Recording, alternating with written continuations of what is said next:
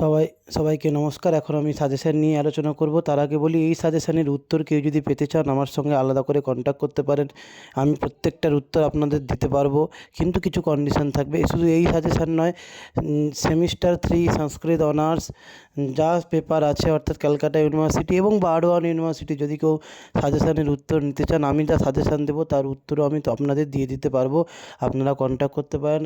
আমার contact number YouTube চ্যানেলে দেওয়া আছে এবং সাজেশানের মাঝেই আমি আমার নাম্বার দিয়ে দিয়েছি, আপনারা কন্ট্যাক্ট করতে পারেন এবং সাজেশানের উত্তরও পেতে পারেন। এবার আসা যাক সাজেশানে। কিসের সাজেশান? না, আমি আমার আগের ভিডিওগুলোতে আমি CC3-র সাজেশান নিয়ে আলোচনা করেছি। কিসের? না, ক্যালকাটা ইউনিভার্সিটি সংস্কৃত অনার্স সেমিস্টার 3 CC3-র সাজেশান নিয়ে আমি আলোচনা করেছি বিভিন্ন পার্টে। প্রথমে করেছি রঘুবংশম, তারপরে করেছি কিরাতার্জুনীয়ম, তারপরে করেছি সুকনাসোপদেশ। আপনারা কেউ যদি এখনও না দেখে থাকেন অবশ্যই গিয়ে দেখে নেবেন আমার চ্যানেলে।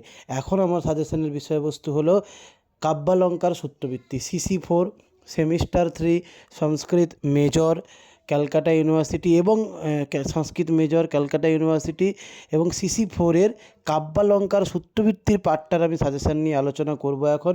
এছাড়াও এর আরও দুটো পার্ট আছে, সেই দুটো পার্ট নিয়ে আমি পরের ভিডিওতে আসবো। এই ভিডিওতে আমি শুধুমাত্র কাব্যালঙ্কার সূত্রবৃত্তি আপনারা কেমন কি পড়বেন, কোন কোন প্রশ্নগুলো পড়বেন, কোনগুলো গুরুত্বপূর্ণ। যদিও এইবারে এই সাজেশানটা, এই সিলেবাসটা প্রথম এসেছে, তাই তোমাদের পক্ষে একটু কঠিন হবে এর কোন কোন প্রশ্নগুলো পড়বো এটা বোঝা। তার জন্যে আমি সাজেশান নিয়ে এসেছি। তোমরা অবশ্যই দেখে নিও সাজেশানটা এবং সেই মতো এখন থেকে মন দিয়ে পড়াশুনো করো। তো আসা যাক সাজেশানে। প্রথমেই দেখো তোমাদের কি করতে হবে। প্রথমেই দেখো, দেখতে পাচ্ছ একের দাগে কাব্যালঙ্কার সূত্রবৃত্তি তোমাদের করতে হবে। একটি বড় প্রশ্নের উত্তর দিতে হবে 10 নাম্বার। এটা কিন্তু বাংলা, সবই কিন্তু বাংলাতে। এখানে একটি বড় প্রশ্নের উত্তর দিতে হবে বাংলায় 10 নাম্বার। এর জন্য তোমরা এই 4টা প্রশ্ন করবে। কি কি 4টা? আচার্য বামনকে অনুসরণ করে কাব্যাঙ্গ সমূহের বিবরণ দাও। বামনকে অনুসরণ করে কবিদের শ্রেণীবিন্যাসের বিবরণ দাও। বামনকে অনুসরণ করে কাব্যবস্তুর শ্রেণীবিন্যাস বিষয়ে আলোচনা করো এবং বামনের মতে রীতি কী, কয় প্রকার ও কী কী আলোচনা করো। এই 4টা প্রশ্ন ভালো করে করলে তোমরা অনায়াসেই একটা পেয়ে যেতে পারো, দুটোও পেতে পারো। একটা তোমাদের করতে হবে, 10 নাম্বার আসবে। আশা করি তোমরা বুঝতে পেরেছো। এরপরে তোমাদের থাকবে কি না, একটা ব্যাখ্যা করতে হবে 6 নাম্বার। আবারও বলছি, একটা ব্যাখ্যা করতে হবে 6 নাম্বার, এটাও বাংলাতে। এই ব্যাখ্যার জন্য কি কি করবে দেখো, আমি এই কটা সাজেস্টিভ তোমাদের দিচ্ছি, এইগুলো করে যাও। আশা করি এর মধ্যে তোমরা পেয়ে যাবে।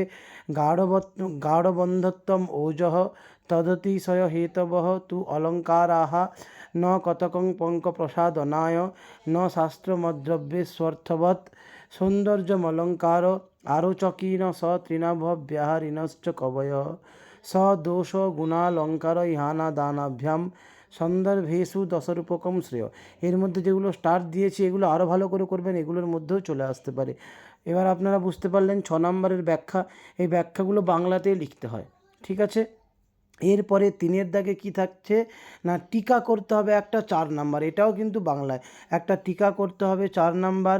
এই টিকার জন্য দেখো তোমাদের এই টিকাগুলো আমি দিয়েছি কি, বৈদর্ভী রীতি, গৌরী রীতি, প্রসাদ গুণ, প্রকীর্ণ, অরোচকী, সতৃণাভ্য বিহারী, প্রতিভা, মাধুর্য। যদিও কবিদের বিভাগ করতে গেলে তোমরা অনেক জিনিসই পেয়ে যাচ্ছ, অরোচকী, সতৃণাভ্য বিহারী এগুলো পেয়ে যাচ্ছ। বৈদর্ভী রীতির বিভাগের সময় বৈদর্ভী রীতি, গৌড়ী রীতি পেয়ে যাচ্ছ। অর্থাৎ লং কোশ্চেন করলে এই টিকাগুলো তোমরা অনায়াসেই ওর মধ্যেই পেয়ে যাচ্ছ, সেগুলো লিখলেই হবে। তাই জন্য তোমাদের একটা প্রশ্ন করলে সব উত্তর চলে আসছে। তবুও আমি আলাদা করে তোমাদের এই টিকাগুলো করতে বললাম। আবারও দেখো, তোমাদের জন্য আমি নাম্বার দিয়ে দিয়েছি, আমার ফোন নাম্বার, কেউ কন্ট্যাক্ট করলে করতে পারো। কোনো রকম কোয়ারিজ থাকলেও করতে পারো, আমি সব রকম উত্তর দিতে পারি তোমাদের। কিন্তু নোট নিতে গেলে তখন একটু কন্ডিশান থাকবে, আর কিছু নয়। এরপরে দেখো তোমাদের থাকছে কি, 4-এর দাগে ছোট প্রশ্ন করতে হবে 5টা 5 নাম্বার। এই ছোট প্রশ্নটা কিন্তু দেবনাগরী স্ক্রিপ্টে করতে হবে। ছোট প্রশ্নের তো তোমরা জানো কোনোরূপ সাজেস্টিভ হয় না, তবুও আমি তোমাদের যে কথাটা বলেছি সেইটা একটু তোমরা গুরুত্ব দেবে। যে কারিকাগুলো আছে এই বইয়ের, যে সিলেবাসে যে মূল সূত্র যে কারিকাগুলো আছে বড় বড় অক্ষরে, সেইগুলো যদি তোমরা একটু মুখস্থ করে যাও, এর মধ্যে থেকেই তোমরা পেয়ে যাবে। হয়তো শর্ট কোশ্চেন এলো রীতি কয় প্রকার ও কী কী, বৈদের রীতির সংজ্ঞা লেখো, গৌরী রীতি কাকে বলে লেখো, পাঞ্চালী রীতি কাকে বলে লেখো, এইরকম। বা বামনের মতে অলঙ্কার বিষয়ে তিনি কি বলেছেন, বামনের মতে কাব্যের মূল আত্মা কী, রীতিরাত্মা কাব্যস্য, এইরকমই শর্ট প্রশ্ন আসবে। একটু তোমরা যদি টেক্সটটা ভালো করে গুরুত্ব দেওয়া, বুঝে বুঝে জিনিসটা নাও, জিনিসটা ওপরের অংশগুলো, তাহলে কিন্তু তার মধ্যে থেকেই তোমরা সব পেয়ে যাবে। আশা করি এবার তোমরা বুঝতে পেরেছো কাব্যালঙ্কার সূত্রভিত্তিক কী করতে হবে না করতে হবে। আশা করি তোমরা সবাই বুঝতে পেরেছো। এই হলো তোমাদের সাজেশান মোটামুটি কাব্যালঙ্কার সূত্রভিত্তির। আর একবার আমি দেখিয়ে দিলাম, বড় প্রশ্ন, ব্যাখ্যা, টিকা, শর্ট কোশ্চেন, এই হলো তোমাদের কাব্যালঙ্কার সূত্রভিত্তিক সাজেশান। এইগুলো তোমরা মন দিয়ে পড়বে, ভালো করে পড়বে, এবং অবশ্যই আমার চ্যানেলটিকে সাবস্ক্রাইব করে রেখো। তাহলে এর পরের সাজেশান নিয়ে আমি আবারও আসবো, অর্থাৎ এর পরের যে পার্ট আছে তোমাদের অলঙ্কার শাস্ত্রের ইতিহাস বা আরও অন্য কিছু, বা ওই কাব্যাদর্শ আর সাহিত্য দর্পণের কিছু অংশ আছে, সেগুলো সাজেশান নিয়েও আমি আবার আসবো। তাই চোখ রাখো আমার চ্যানেলে এবং চ্যানেলটিকে শেয়ার করো, তোমরাও দেখো, অপরকেও দেখতে সাহায্য করো, বিভিন্ন জায়গায় স্ট্যাটাস দাও যাতে সবাই চ্যানেলটা দেখতে পারে।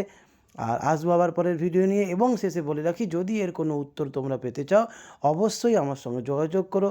এই সাজেশান এই পর্যন্ত, সবাই ভালো থেকো, আসবো আবার পরের সাজেশান নিয়ে। নমস্কার।